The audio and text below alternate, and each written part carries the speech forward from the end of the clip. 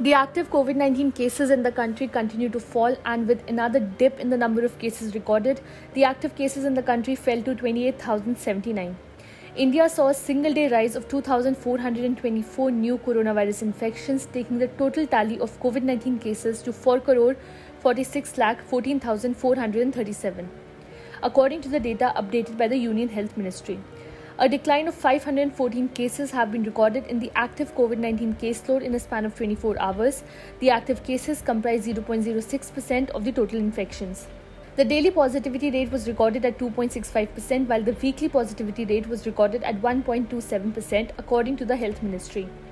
The death toll has climbed to 5,28,814, with 15 fatalities, which include 12 deaths reconciled by Kerala, the data updated at 8 am stated.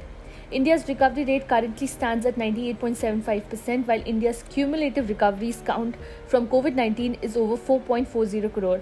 2,923 patients have been recovered in the last 24 hours. The last 24 hours saw a total of 91,458 COVID-19 tests being conducted. India has so far conducted over 89.71 crore cumulative tests. According to the ministry, 218.99 crore doses of COVID vaccines have been administered in the country so far under the nationwide COVID-19 vaccination drive. After more than 2 years of publishing data on COVID-19 cases and deaths on a daily basis, the Centers for Disease Control and Prevention announced on Thursday that it would shift to weekly updates to its nationwide tracking of the virus.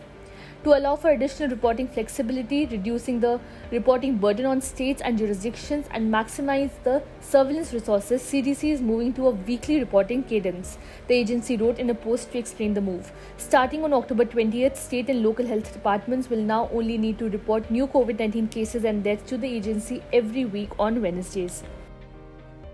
Subscribe to One India channel and never miss an update.